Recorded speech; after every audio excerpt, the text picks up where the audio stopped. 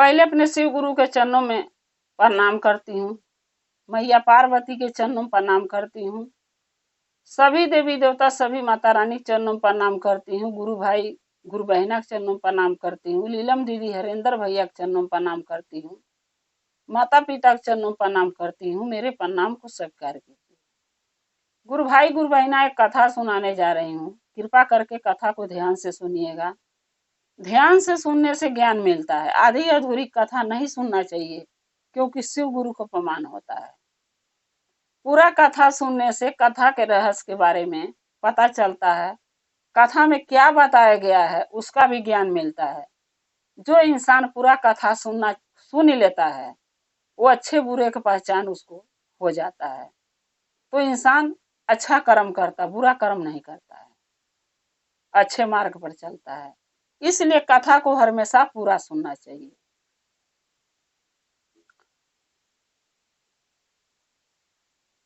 अगर एक कथा आपको अच्छा लगा तो कमेंट में लिख के भेजिएगा, चैनल को सब्सक्राइब कर लीजिए। जो मैं कथा नया नया डालती हूँ आपके पास पहुंचता रहे, आप हमारे कथा को देखते रहें, अपना प्यार ऐसे ही देते रहें। एक गांव में एक गुरबहिना रहती थी। वो गुरबहिना बहुत गरीब थी, लेकिन महादेव की शिष्या थी। उनके 2 बेटे थे। बेचारी इतनी गरीब थी कि खाने का नहीं था, रहने का मकान नहीं था और खाने का भोजन नहीं था। बच्चे छोटे छोटे थे, कोई कमाने वाला नहीं था। बेचारी एक कोठी में काम पकड़ी, एक घर में। वो भी कोठी वाली बोली, भाई मैं तुम्हें पैसे नहीं दूंगी, हाँ हमारे घर जो भोजन बनेगा, खाने से हम लोगों के बचेगा, वो भोजन तुम ले जा सकती हो, अपने बच्चों को अपने खा सकती हो। अब बेचारी गुरबहिना क्या करें, पेट तो पालना था। बोली ठीक है,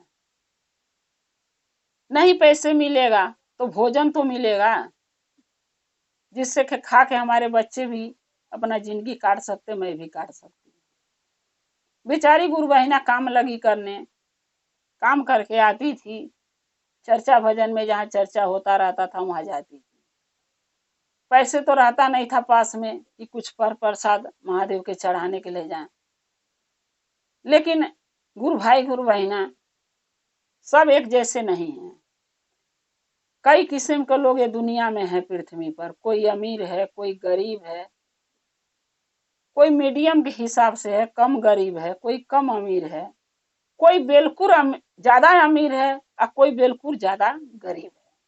कई किस्म के लोग हैं, यानी अपने कर्मों के अनुसार सबको धन दौलत रुपया पैसा मिलता है। जो कर्म में नसीब में लिखा है वो मिलता है, नहीं लिखा है तो नहीं मिलेगा। तो बेचारी गुरबहिना बहुत गरीब थी, क्योंकि उनके नसीब में धन का सुख नहीं रहा होगा, इसलिए नहीं था।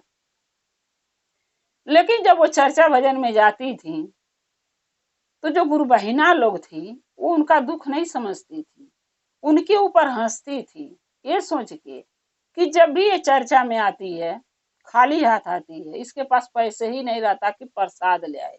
अरे कुछ नहीं तो 2 पुड़िया कपूर ले लेती, कोई कहता था कुछ नहीं तो अगरबत्ती पैकेट ले लेती, कोई कहता था कुछ नहीं तो 5 रुपया मिश्री ही ले लेती।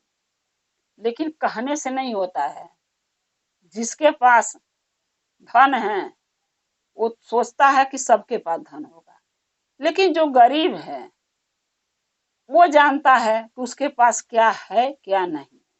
सबका मन है भगवान के भोग लगाने के, प्रसाद चढ़ाने के, लेकिन जिसके पास अगर नहीं है तो क्या करेगा। हमारे भोले बाबा महादेव भी यही जानते हैं, देखते हैं कि अगर हमारे शिष्य शिष्या के पास नहीं है तो नहीं चढ़ाती हैं। तब इस चीज से अगर भोले बाबा के कोई इतराज नहीं है, परेशानी नहीं है, तो हम और आप कौन होते हैं बात बनाने के लिए, किसी के हंसने के लिए किसी के ऊपर कौन होते हैं। तो जब भी वो चर्चा में जाती थी तो लोग उन पर हंसते थे, बातें बनाते थे कि कभी आती है प्रसाद लेके नहीं आती है, खाली है चली आएगी और जाने के टाइम में प्रसाद लेके जाती है। तो भाई देखिए गुरु भाई गुरु बहिना, अगर हम चर्चा में आ रहे हैं, चाहे आप लोग आ रहे हैं, तो जरूरी नहीं है कि 10 गुरु बहिना आती हैं तो 10 प्रसाद लेके आएंगी, नहीं, जो लेके आएंगी उनका भी उतने ही महादेव का कृपा मिलेगा। जो नहीं लेके आएंगी, गरीब हैं, भोले बाबा हमारे सब जानते हैं कि उसके पास कुछ नहीं है, उसके ऊपर भी उतने ही कृपा दया महादेव करते हैं। बस हम और आप एक दूसरे के शिकायत करने में जुड़े रहते हैं, ये नहीं सोचते हैं वो बेचारी किस हालात में है, किस परेशानी में है, वो कोई नहीं देखता है। वो गुरु बहिना जाती थी, कोई कुछ भी कहता था जवाब नहीं देती थी, खाली यही कहती थी, हे महादेव आप तो सब जानते हैं कि मेरे पास ऐसा कुछ नहीं है जो मैं लेके आऊं। कोठी में काम करती हूँ, थोड़ा सा खाना मिलता है तो बच्चे खाते हैं, मैं खाती हूँ, कैसे समय अपना गुजार रही हूँ। पैसे नहीं है तो मैं प्रसाद कहाँ से ले आऊं, आप सब जानते हैं महादेव, आप ही देख लीजिएगा, ऐसे ही कहती थी। जब प्रसाद बंटने लगता था, चर्चा विराम होता था, तो उनको जल्दी कोई प्रसाद नहीं देता था, ये सोच के कि लेके आई नहीं तो इसको क्यों दें। लेकिन वो फिर भी चुपचाप बैठी रहती थी, ये आशा में कि थोड़ा भी बचेगा तो मुझे जरूर मिलेगा। लास्ट में सबको प्रसाद बढ़ जाता था, सब चले जाते थे। लास्ट में जो थोड़ा बहुत प्रसाद नहीं बच जाता था, वो बेचारी को मिलता था। वो प्रसाद वो घर लेके आती थी।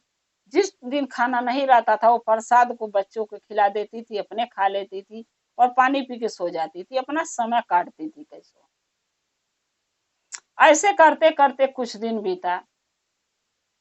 बच्चे भी बहुत परेशान रहते थे गरीबी से, यही सोचते थे कि पता नहीं हम लोग के कर्म में क्या लिखा है। दोनों बेटे भी यही सोचते थे। धीरे धीरे जब वो बच्चे बड़े हो गए, गुरबहना सोची कि दो बेटे हैं, कमाएंगे तो मेरा भी दुख कटेगा। लेकिन वो कर्म में जो लिखा है वो करे मान के। जब दोनों बच्चे धीरे धीरे बड़े हुए तो एक लड़का जो था वो राम जी के भक्त बना, यानी राम जी को बहुत मानता था। जो दूसरा बेटा उनका था वो महादेव को मानता था। जो एक लड़का था जो राम पर भरोसा करता था कि अगर हमारे राम जी हैं तो हमारे एक दिन सहायता करेंगे, हमारे दुख में जरूर खड़ा होंगे। लेकिन वही जो दूसरा लड़का था वो भगवान महादेव पर भरोसा करता था कि अगर हमारे भोले बाबा का हैं तो हमें कोई चीज का टेंशन नहीं, हमारा सहायता वो करेंगे, चाहे वो दुख हो चाहे सुख। जब दोनों बच्चे बड़े हो गए, दोनों का भगवान अलग हो गए। वो राम को मानने लगा एक, और एक महादेव। दोनों बच्चे बड़े हुए तो अपने माँ से एक दिन बोले, गुरु बहिना से, कि मम्मी मैं जा रहा हूं दूर और हमें आप ढूंढने मत आना। बोली क्यों? बोले दोनों की जब तक महादेव नहीं मिलेंगे। एक दूसरा बोला, जबले महादेव नहीं मिलेंगे जब तक मैं घर नहीं आऊंगा। वही में कहो जो दूसरा था बेटा वो बोला, जब तक राम जी नहीं मिलेंगे मैं घर नहीं आऊंगा। दोनों लड़के घर छोड़ के चले गए। बोले माँ खोजना नहीं, 2 दिन में आ जाऊंगा, मैं खुद आऊंगा। हम लोग दोनों गए। एक बहुत बड़ी नदी थी।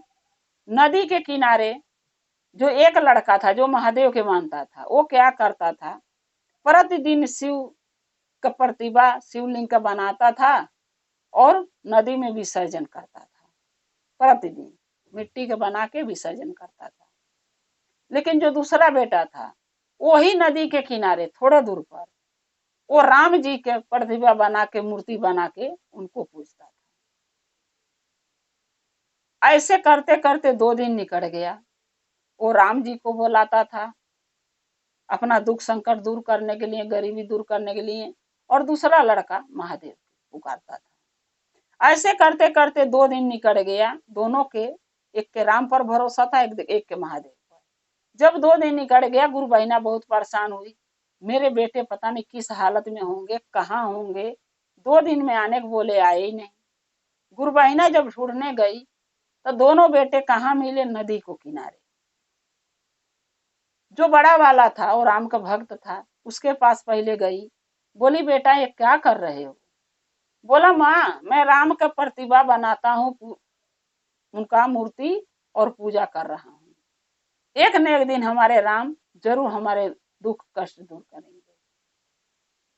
जो छोटा वाला था वो बोला माँ, जब उनके उसके पास गई गुरु बहिना, बोला माँ मैं महादेव का शिवलिंग बनाता हूँ, रोज विसर्जन करता हूँ और महादेव से यही मांगता हूँ कि हे भोलेनाथ हम लोगों का दुख कष्ट दूर कीजिए, हमारे भी नसीब में थोड़ा खुशियां डाल दीजिए, हमारी गरीबी दुख दूर कीजिए। ये बात जब बड़ा वाला सुना तो बोला, नहीं तेरा महादेव कुछ नहीं करेंगे, मेरा राम करेंगे जो भी है। हमारे लोग का दुख कष्ट राम जी हमारे काटेंगे, धन दौलत वही देंगे। वो बोला नहीं, हमारे छोटा वाला बोला नहीं, हमारे भोले बाबा दूर करेंगे परेशानी। दोनों भाई आपस में बहस लगे करने। गुरु बहिना बोली, दोनों आपस में बहस मत करो, तुझे राम पर भरोसा है, उसके महादेव, तो तुम ऐसा क्यों नहीं करते हो कि तुम राम जी के बुलाओ और तुम महादेव के बुलाओ। ये तो राम पहले आ गए तो तू जीत जाएगा, और नहीं भोलेनाथ पहले आए तो छोटा वाला जीतेगा, तब तो नहीं लड़ोगे ना। दोनों बोले भाई नहीं। अब बड़ा वाला राम को पुकारा पहले, और बाद में छोटा वाला महादेव को पुकारा। ये बोला कि हे राम जी, हमारी सहायता कीजिए, हमारी दुख कष्ट दूर कीजिए, हमें दर्शन दीजिए। छोटा वाला बोला, हे भोलेनाथ, हमें दर्शन दीजिए और हमारे गरीबी दूर कीजिए, अगर कोई गलती है तो हमें माफी दीजिए। दोनों बोलाए। जो बड़ा वाला राम को बोलाया, राम जी जल्दी नहीं पहुंचे, क्योंकि राम जी वस्त्र पहनते हैं, उनको वस्त्र पहनने में, धनुष बाण टांगने में, क्योंकि बिना धनुष को बाण को कहीं नहीं जाते, धनुष बाण टांगने में टाइम लग गया, वो लेट पहुंचे। लेकिन जो महादेव हैं, इनको न वस्त्र की जरूरत है न धनुष बाण की। ये तो वनवासी हैं, कैलाशी हैं, जहां बैठे रहते हैं अपना त्रिशूल डमरू लेके, वहां से उठ के चल देते हैं, आवाज सुनते हैं तो। महादेव का आवाज बाद में बुलाया छोटा वाला, लेकिन महादेव राम जी से पहले पहुंच गए। तब छोटा वाला बोला अपनी माँ से, यानी गुरु बहिना से, देखो माँ मैं जीत गया, मेरे भोलेनाथ आ गए। बड़ा वाला बोला, माँ मेरे राम तो आए नहीं। तब गुरु बहिना बोली, बेटा जो समय पर आ जाए, चाहे कोई भी भगवान हो, जो मांगना है उन्हीं से मांग लेना चाहिए, जो समय पर आ जाए। बड़ा वाला बोला ठीक है माँ। दोनों भाई मिलके महादेव के प्रणाम किए, बोले हे भोलेनाथ, हमारी दुख कष्ट दूर कीजिए। बचपन से इतना बड़ा हम लोग हो गया, लेकिन मेरी माँ बहुत दुख कष्ट सही, लोगों का ताना मारी, लोगों के घर में बर्तन धोई, जूठन धोई, तब ले आकर हमके भोजन कराई।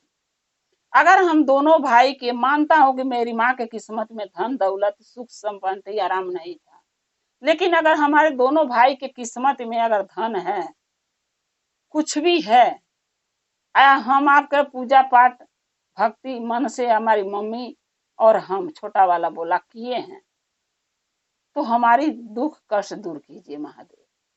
महादेव बोले तुम दोनों भाई के क्या चाहिए बोलो।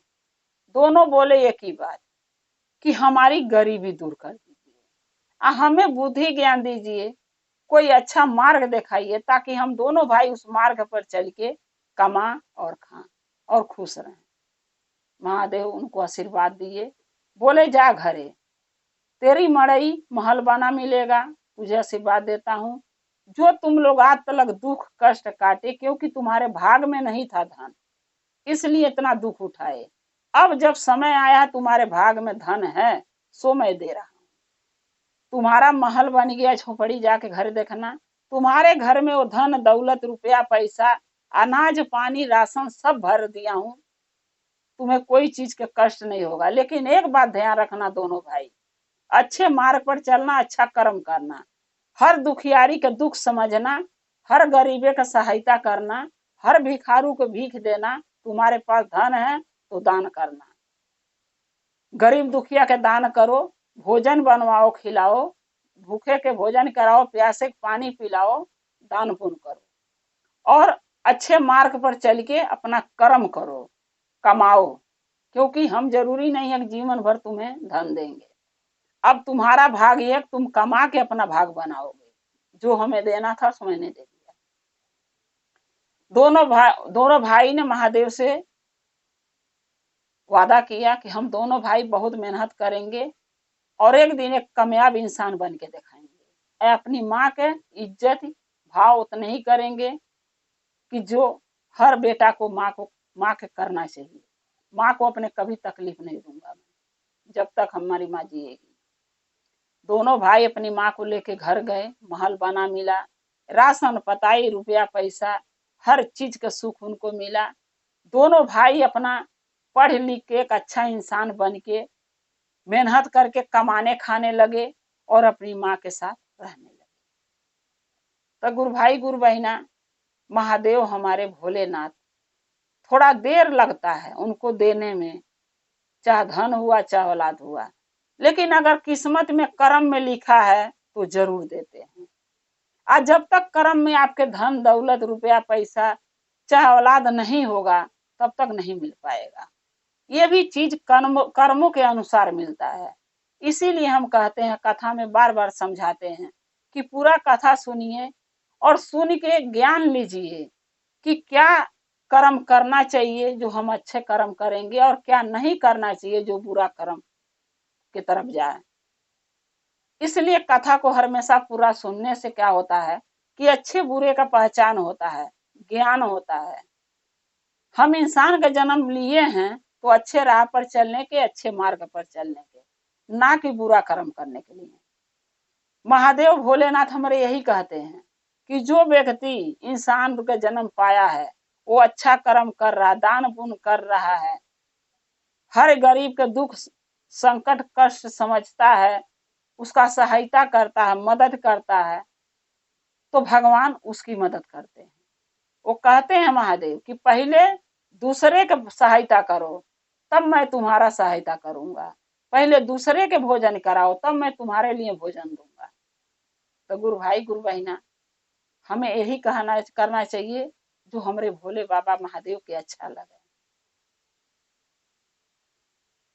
तो आज ये चर्चा अपने गुरु के चरणों में रखते हुए हम यही आप लोग से कहेंगे, जैसे वो दोनों भाई के भगवान रक्षा किए, दर्शन दिए, उनका सहायता किए, वैसे भोलेनाथ सबके सहायता करें, सबको दर्शन दें।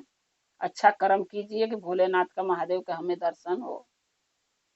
अगर मेरा ये कथा आपको अच्छा लगा तो कमेंट में लिख के जरूर भेजिएगा। चैनल को सब्सक्राइब कर लीजिए, जो मैं वीडियो डालती हूँ नया नया आपके पास पहुंचती रहे, आप हमारे वीडियो देखते रहें। अपना प्यार हमारे वीडियो को ऐसे ही देते रहिएगा और हमारा और आपका रिश्ता शिव परिवार से ऐसे ही जुड़ा रहे। हर हर महादेव, घर घर महादेव। महादेव का दया और कृपा सदा बना रहे और शिव गुरु सदा हम लोग के साथ रहे। जय शिव गुरु।